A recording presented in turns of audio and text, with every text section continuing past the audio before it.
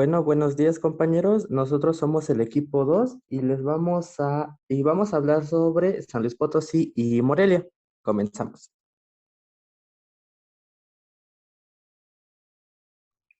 Bueno, para iniciar nos vamos a enfocar un poquito en el periodo prehispánico. Se dice que los vestigios de San Luis Potosí nos van a remontar en el año 3000 antes de Cristo, digo 30.000 antes de Cristo, y se localizaron en Cedral, que es una población que está al norte del estado.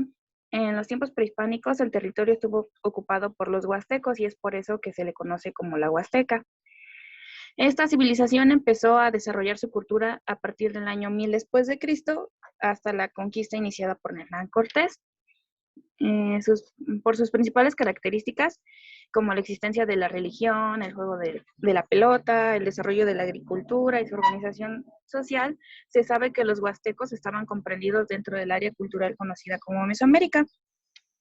Eh, la parte central estuvo ocupada por grupos que tuvieron relaciones centrales relaciones culturales con los huastecos, los teotihuacanos y los totonacas. Y se cree que este grupo estuvo emparentado lingüísticamente con los otomí pame. La siguiente, por favor. Eh, a partir de los años en 1100, los grupos pames procedentes del norte fueron los que ocuparon la mayor parte del territorio. Y para diferenciarlos de los que vivían en los estados de Guanajuato y Querétaro, a la llegada de los españoles, se le conocían como los pames del sur y los pames del norte. También a la llegada de los españoles, el territorio estaba comprendido en tres grupos indígenas, que eran los huastecos, los pames y los huachichiles.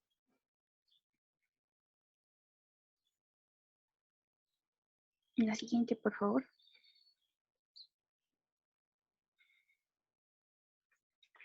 Bueno, aquí la conquista se inició en 1522. Esto inicia cuando las fuerzas de Hernán Cortés se enfrentan a los huastecos en Cocaxtlán. Ya después de esto inició, eh, después de la conquista, al fundar Santisteban, el puerto, hoy Pánuco, Veracruz, se repartió el territorio entre los señorías huastecos y entre sus hombres de Hernán Cortés. La conquista de la región occidental del estado se ubica la ciudad de San Luis Potosí y se inició la fundación de Zacatecas en 1546. En 91, perdón, fue que se crearon las colonias tlaxcaltecas en Asunción Tlaxcalilla, en San Miguel Mexquitic y San Esteban Venado. En este tiempo se descubrieron muchos mineros que comenzó con la colonización del altiplano. Gracias a este hallazgo de minas, en Villas Ramos se crearon haciendas potosinas como La Parada, Bocas, entre otras.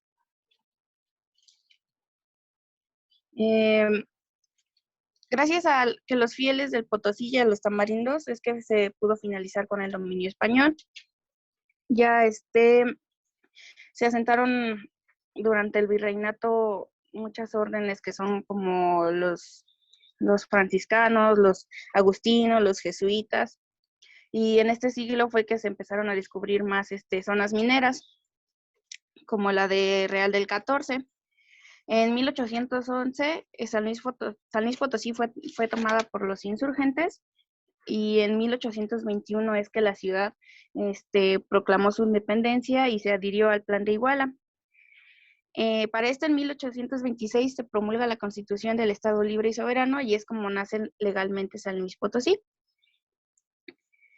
Dentro del siglo XX ya es cuando se conoce a San Luis Potosí como un estado libre y su primer gobernador fue Ildefonso Díaz de León.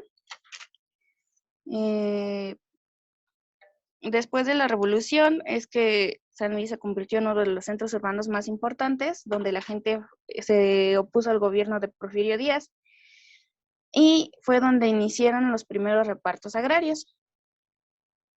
Al inicio de la Revolución Mexicana, los personajes más importantes de la historia son Pedro Antonio de los Santos y Saturnino Cedilla.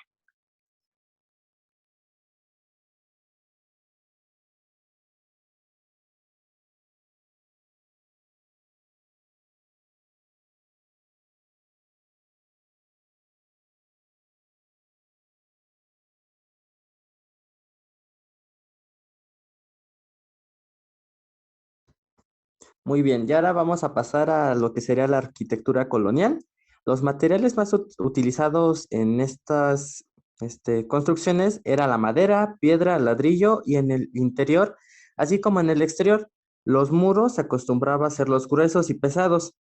El estilo era de manera sencilla y es altamente influenciada por la colonización traída por la colonia a través de las misiones católicas. Y en la siguiente diapositiva vamos a ver uno de los ejemplos que destacan más. Tenemos lo que sería la caja de agua, casa de la virreina Doña María Francisca, templo de San Cristóbal de Montesillo y capilla de Loreto, entre otros. Ahora vamos a hablar sobre lo que sería la cultura. En las culturas más que nada que se acentuaron en este lugar. La zona media de San Luis Potosí fue una zona poblada en la época prehispánica por las culturas Pame y Otomí. En el altiplano potosino, en el territorio conocido como el Gran Tunal, se desarrolló la cultura chichimeca, zacatecos, copuces, guamares, jonases, huachichiles y entre otros. Un dato interesante, digamos, de la tribu Pame es que se divide en dos regiones, que sería Pame Norte, que ubica los municipios de Alaquines, Cárdenas y Ciudad de Maíz, y la zona de Pame Sur son los municipios de Rayón, Lagunillas y Santa Catarina. Y a pesar de que son la misma cultura, en ambos, en su lengua diferencian muchas palabras.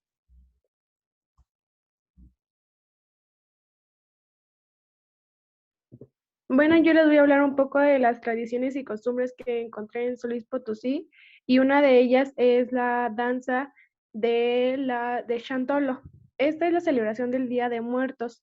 Es una fiesta de origen prehispánico en honor a las personas difuntas que realizan los náhuatl en la Huasteca Potosina. La danza, bailada al ritmo de los sones y guapangos, simbolizan la materialización de las... ¿Sí me escuchan? Sí. Sí, ¿verdad? Ah, ok. Simbolizan la materialización de las almas de los muertos, que vienen a celebrar y a disfrutar de la comida que se los ofrenda. Sin embargo, detrás de ellos viene la muerte siguiendo para llevarlos de regreso. Otra también muy famosa es la danza azteca. Esta es la denominación de realizar los actos rituales con movimientos corporales, acompañados de música rítmica producidas por los instrumentos de percusión. Una de las características principales de esta danza y que le dan un rasgo peculiar respecto a otras danzas en las civilizaciones antiguas es la participación del sexo femenino y masculino, en donde se colocan de manera alternada en un círculo de danza o en columnas. Es decir, forman un círculo de un hombre y una mujer, y así sucesivamente. Otra danza muy famosa es la danza de los xochitines, que esta danza también es llamada como la danza de las flores. Es representativa de la Huasteca por considerar a la flor como un elemento sagrado. Esta danza es interpretada durante la Semana Santa y los días en que se festejan algún santo patrón. El vestuario para esta danza es denominada como cuatiti. Está compuesta por un sombrero negro de lana con penacho de plumas con un espejo cuadrado en la punta y el postre trasero del sombrero. Otra muy famosa es la danza de los sexos, también conocida como coles o sexumes, que esta representa a los difuntos que vienen a disfrutar de las ofrendas igual el 1 y el 2 de noviembre. Estos vienen contentos con ganas de trabajar y de ayudar a la gente que está en la tierra, comenta los habitantes de Santa María. La vestimenta que se usa ahí es una blusa o saco suelto, es de floreado o de articela rosado o azul. Tiene una manga abullonada, cuello alto, pechera tableada, termina en la cintura con un olán o faldilla suelta que cubre la faja. Para los hombres solamente consiste en una camisa, pantalón y calzón de manta, ajustado a la cintura por un ceñidor. Si le cambias, por favor. Gracias. Otros dos festivales muy importantes son los Diablos, que se celebra el domingo de la Resurrección, el último día de la Semana Santa. Salen recorriendo principales calles bailando al son de la música, usualmente con tambores. Es común verlos azotando el suelo con sus látigos. El recorrido de los Diablos también es mezclado con la quema de Judas, por lo que es común verlos quemando alebrijes, que es artesanía mexicana, los cuales representan a una persona del pueblo que se haya portado mal o a Judas. La otra es la FENAE, que esta feria es realizada en el municipio de Soledad de Garciano Sánchez, que tiene como objetivo principal el promover la enchilada potosina. En la feria también participan expositores de todo el país. Cada exponente representa una muestra de enchiladas de su estado o de su región.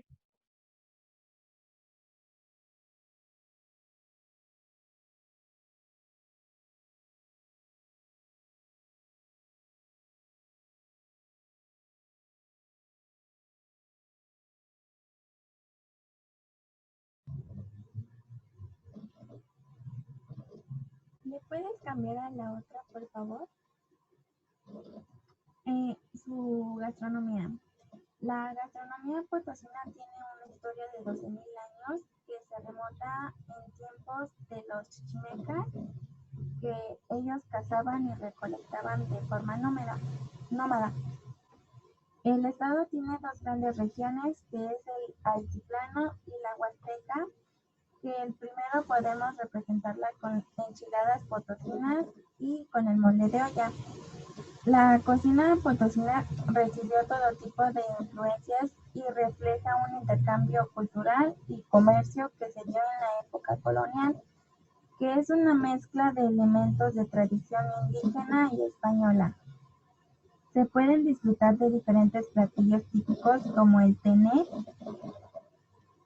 que es comida prehispánica, el zacahuil, que es un enorme tamal de masa, nopales guisados, cabuches, el asado de boda, el fiambre potosino, enchiladas rioverdenses, enchiladas huastecas, gorritas de revoltijo y enchiladas potosinas.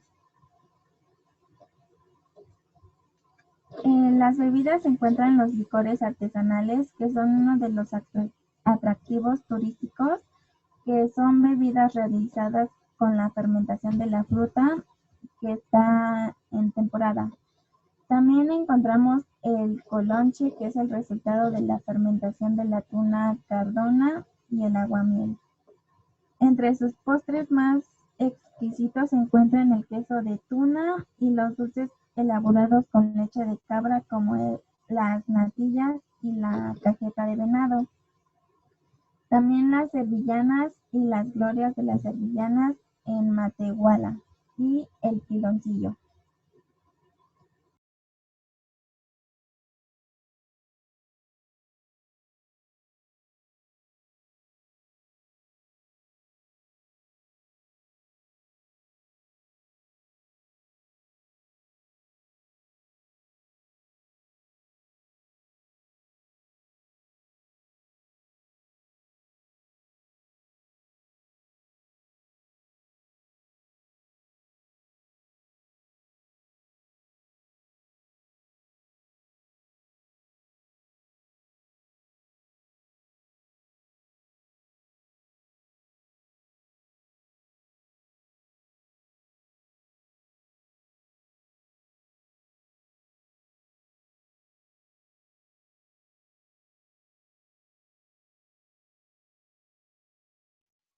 Perdón, tuve problemas con mi internet. Ahora vamos a hablar sobre lo que sería el origen y tenemos que la ciudad de Valladolid, hoy Morelia, fue fundada el miércoles 18 de mayo de 1541 en el valle de Gallangareo por disposición del virrey don Antonio de Mendoza, a instancia de varios españoles avecinando en Michoacán.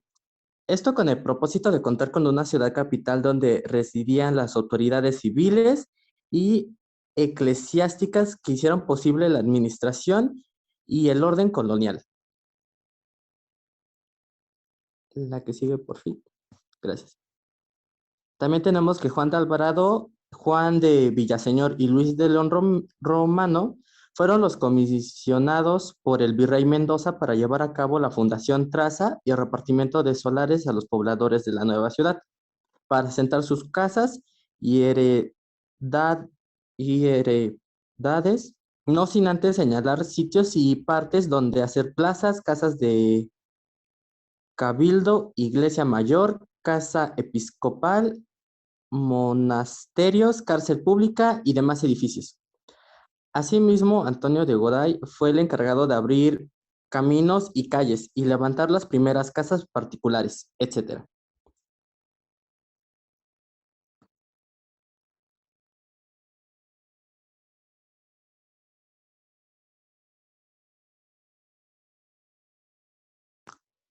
Entre 1548 y 1550 se construyó la sede del Cabildo Civil y la del Corregidor, el templo y el convento de San Francisco, caminos y puentes, la carnicería, la cañería y un colegio de primeras letras y gramática. El 11 de febrero de 1555, el obispo notifica al cabildo la cédula para que se le reconociera a la nueva ciudad solo como pueblo de Guayangareo.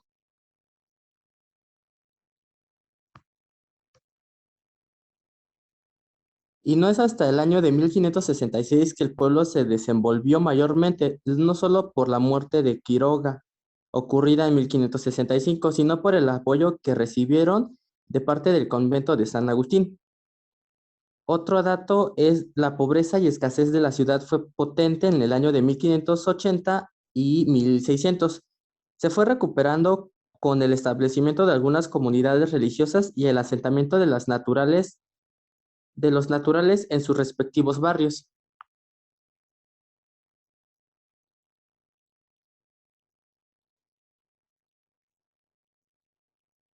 Para 1624, que había en Valladolid 220 casas y en los arrabales en contorno 12 pueblos, comenzaba así el crecimiento y expansión de Valladolid, rodeada por los barrios indígenas y aquí tenemos la mención, entre ellos sería San Pedro, San Miguel, Santa Catalina, El Batán, Santiago, San Juan de los Mexicanos, entre otros.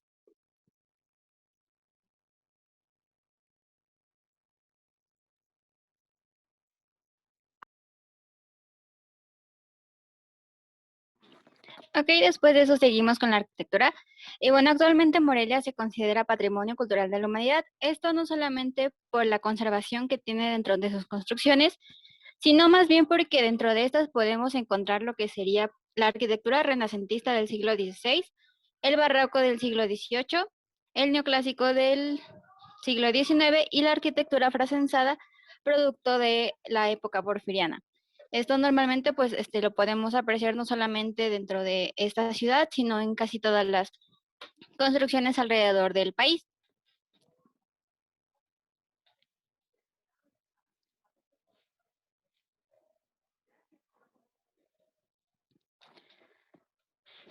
Ok, como ya lo mencionamos antes, pues a pesar de ser considerada Patrimonio Cultural de la Humanidad, aparte de lo que sería la arquitectura, podemos encontrar lo que son tesoros dentro de la misma, como lo pueden ser su historia, las costumbres y las tradiciones.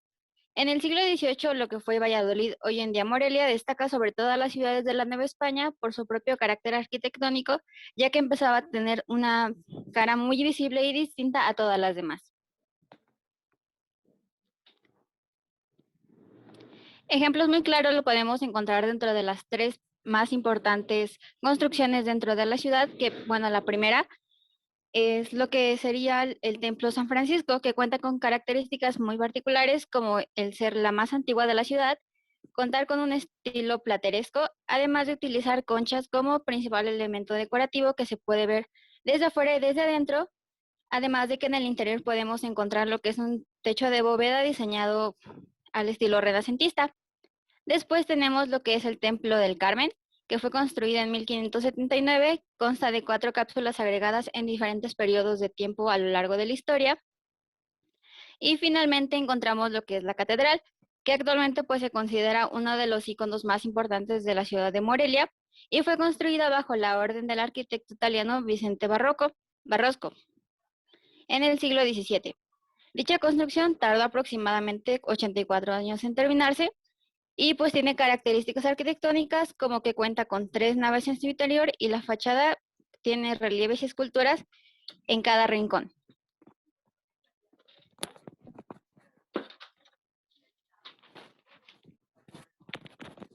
Además de esto podemos encontrar diversos elementos arquitectónicos. Primero que nada encontramos lo que es el acueducto de Morelia, que pues es uno de los más importantes y creo que uno de los más reconocidos a nivel nacional.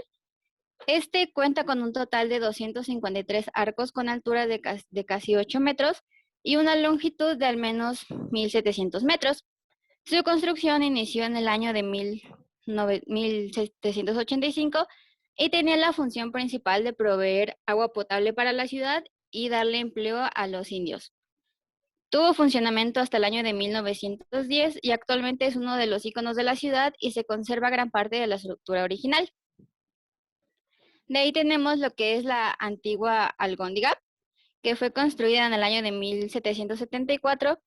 Su función principal en su momento fue el depósito de trigo de la ciudad y hoy en día, a pesar de que ya no tiene la misma función, pues forma parte de la prolongación del Palacio de la Justicia y se encuentra en los juzgados civiles de la capital.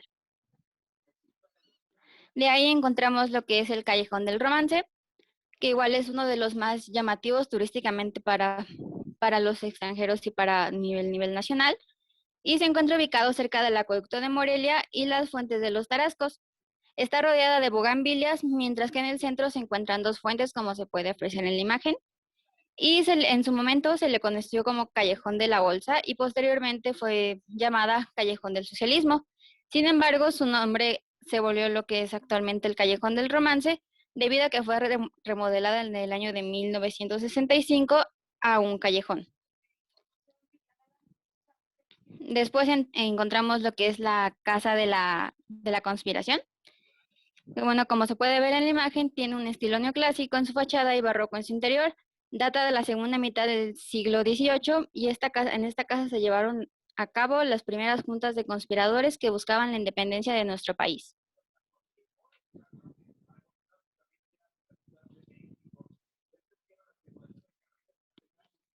De ahí encontramos lo que sería la biblioteca pública, que pues originalmente antes de tener esta función fue un templo conventual.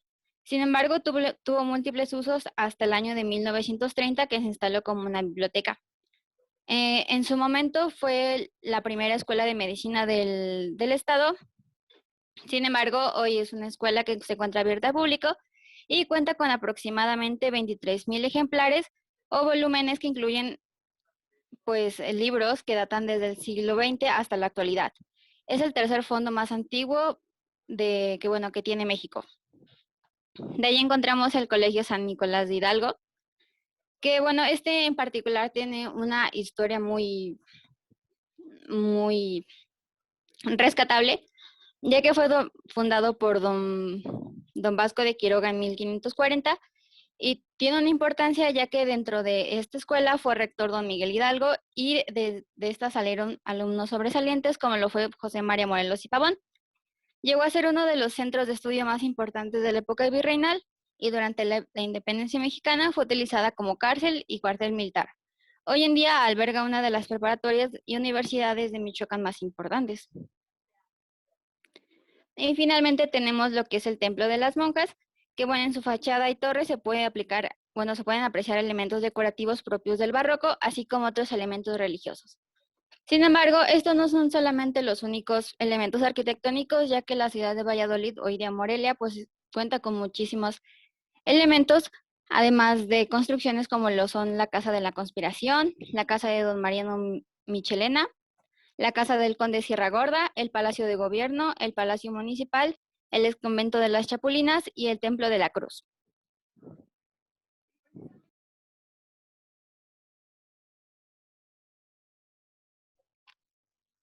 Morelia es un destino turístico muy atractivo para cualquier viajero. Como mencionamos antes, gracias por a su arquitectura española y su gastronomía regional. En él es un lugar en donde se pueden dar paseos que nos conectan con la naturaleza del bosque y pues como mencionamos antes, los sitios históricos, que son los museos, que están llenos de cultura, arte y historia de la ciudad. Dentro de la gastronomía, tiene una gastronomía muy variada, es muy rica en su sabor y pueden destacar platillos como lo son la sopa tarasca, las corundas, las carnes estilo Michoacán, el aporreadillo, el chupiro, las trompas de puerco y las enchiladas, entre otros. Para los dulces consisten, bueno,